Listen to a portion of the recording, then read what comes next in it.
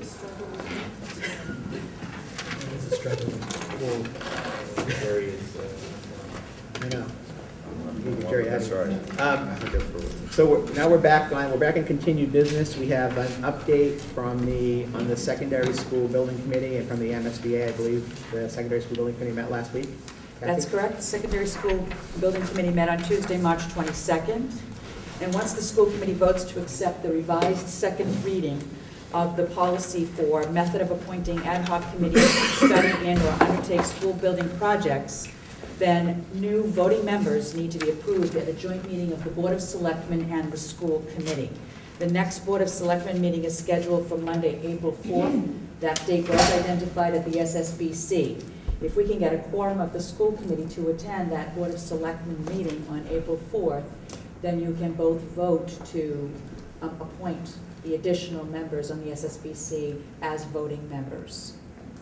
So I'm just, once you have that discussion this evening, I can let the Board of Selectmen know that we would put that on their agenda. It's Monday, for the April town 4th. meeting. Monday, April 4th, you Next said? Monday. It's Yeah. next Monday. Okay. I can go. So we need 3 of us, Right. right? We We have have 3, yeah. What time is the meeting, 7? Yes, I believe it is. Excellent. So as long as 3 of us can be there, and if anybody else can make it, We okay. can. Okay, very good. Our OPM, Chris Simler, provided an update on the design process for the committee. The designer applications are due to PMA by April 1st, this Friday. A walkthrough of the middle and high school for applicants was held today, not tomorrow. They changed that date. And the designer screening committee will meet on April 12th prior to the SSBC meeting to narrow down the applicants to their top recommendations. The OPM plans to be on the agenda for the MSBA design panel selection on April 19th, 2011. And at that time, there will be a review of the 3 finalists that are moved forward. And a designer may be selected at that time. At the next SSBC meeting, once the designer selection subcommittee presents their recommendations, the SSBC will then decide whether or not we will, through our representatives that will attend the SSBC next meeting for the designer selection, go with the recommendation of the MSBA or ask for interviews at the follow-up meeting in May with the MSBA. It's a very different process than when we selected the OPM. We don't get to select the designer. The MSBA, with input from the SSBC, selects the designer for this project. So again, the top person could emerge at the April 19th meeting, or the SSBC may decide that they want to then have interviews with the MSBA, which will then push it out another couple of weeks into May. Okay. So they will discuss this at their next meeting on Tuesday, April 12th. So we've already pushed the process out a month, correct? Correct. I would hope that we don't have to push it out another month, but It's basically 2 months. Right. Because of the timing of the meeting for the MSBA. MSBA. Right. Yes, so that, and when Chris Simler was talking about the process, he was hoping to recoup a couple of weeks between some of the other timelines that he has extended for other things that need to be accomplished through the feasibility study. So he is looking to recoup. Late Friday, I received this particular letter after your packets had gone out from the MSBA. This is a very important letter. It details the enrollment projections, it actually details the design enrollment for the middle school now that a possible combined middle school, high school project is also part of the feasibility plan. So I'll give you the short version. What they have decided based on all the documentation that we submitted regarding the high school SOI for the design enrollment, as well as the refresh of the middle SOI, results in a recommended 630 students for the middle school, in addition to the 740 students for grades 9 through 12, for a total of 1,370 students for a combined middle school, high school project. I guess the only question I have about that is next year's, I think this year's 5th grade class has like 250 students, correct? 250? This year's fifth grade or fourth grade class? Oh, I'm sorry, the fifth grade class. Very Yes, large yes, class, yes, okay? Yes. How do they get 630 when you look at, what are the classes behind that fifth grade class? Well, what we had to, they are high for a year or two, and then they start to Okay. decline. We had to, through the refresh of the middle school SOI, complete what's called a population questionnaire.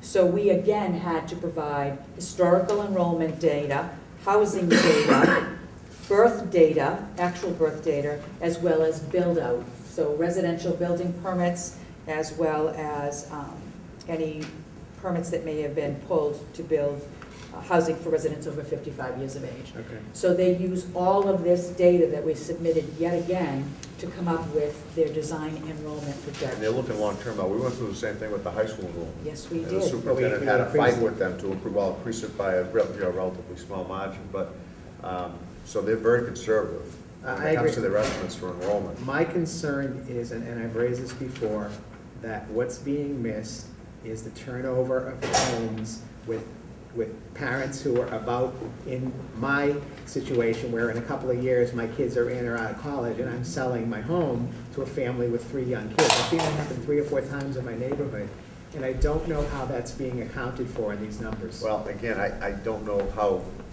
I don't know how you can account for it. Exactly, and that they obviously have a formula they're using to make a determination, so I'm not sure that we can, I suppose we could suggest.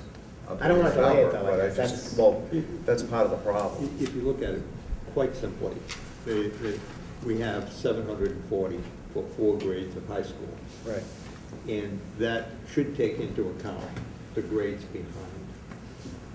They've looked at all of that. But we're losing 15 to 20% every year at the 8th grade, between 8th grade Well, and you're losing a freshman percentage year. from 5th to 6th grade, too. Very small, Well, very small, right? From 5th, the percentage we lose from 5th to 6th grade is pretty small. It's about 9%, and we have 12% between the 8th grade and the 9th grade. So we've had, We've the had as last high few as years, we've 15 had to 15, 1 year we had almost Right. 20%. It was an average of 12, but I'm if it's sorry. 9%, you know, I just think that number's too low, but at the same time, I don't want to delay the process anymore. I'm just worried that that's going to be an inadequate number for our middle school.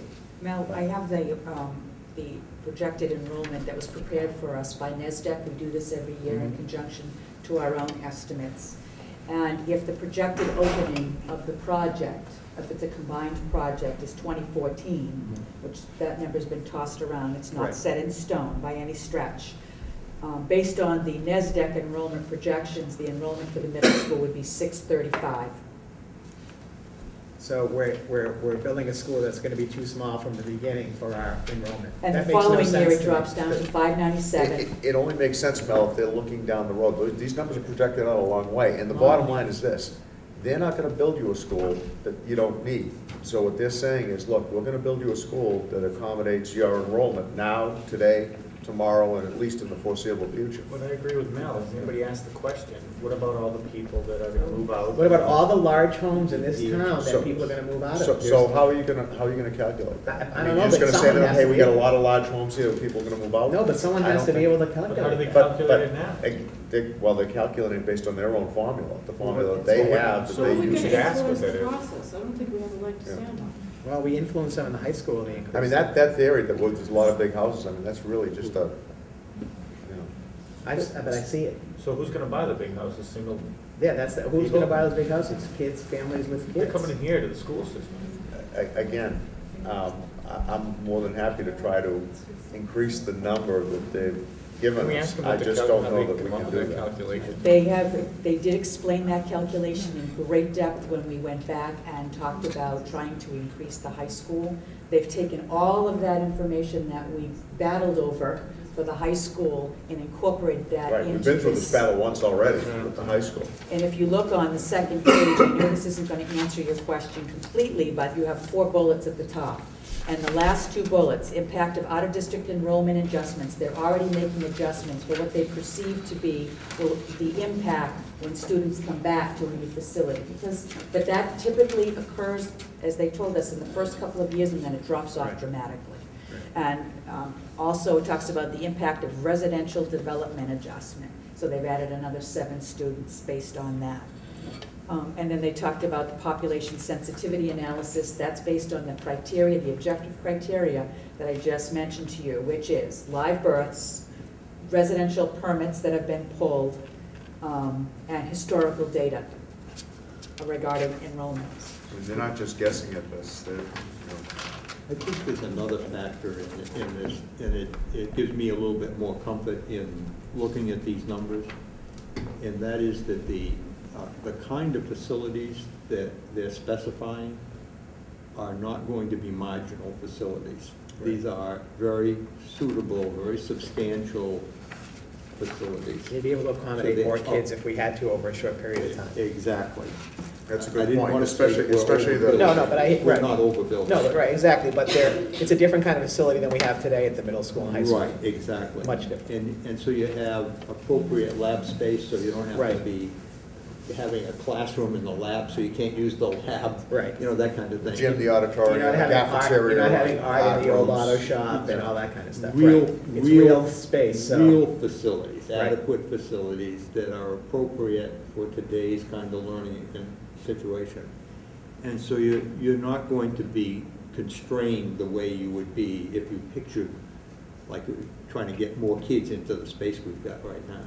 And you said the second year, if we were to open a new combined school that included a middle and high school, the second year, our middle school enrollment is falling to 597 from 635. Yes, and I can tell you that our K-5 enrollment, which is really what's Right. going to have an impact, we reached, according to NASDAQ, we reached our peak enrollment over the next 10 years this year. After this year, our elementary enrollment continues to decrease. I guess I would ask the question where, how many years ago, when we had a lot fewer people living in this town, we had a school system that was 3,000 kids, 3,500 kids at one time? And Well- we had the Murphy School, we had the little, school, right? You're going back into. Right, but we had fewer people, right? Yeah, And we had more kids in our schools, and that's my concern. The population's gone up over 1,000 people over the but last it's 10 a different years. kind of population, though. I mean, back then, you're talking about baby boomer kids. Big and that was- families, well, It was everywhere, though, it wasn't just here. Yeah.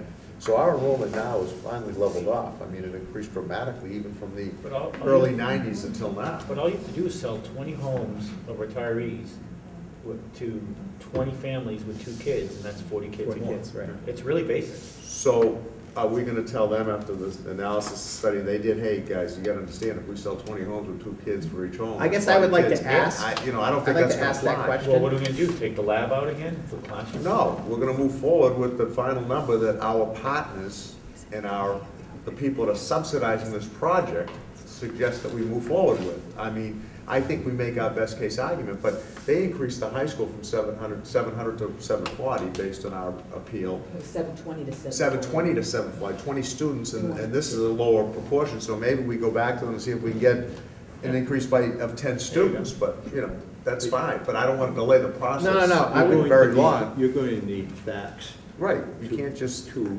refute this with, or they're going to laugh you out of the room. Yeah. And they've already, put the numbers down that based on the 740, I suspect they've factored that calculation in. They're talking about people that are calculating that don't even live in this town, right? They have no clue, they're running. 1,000 large homes, 3,000 square foot or more, built over the last 10, What about 15 years. getting a history of what we've sold in the last 12 months and to what the demographic was? We have the census.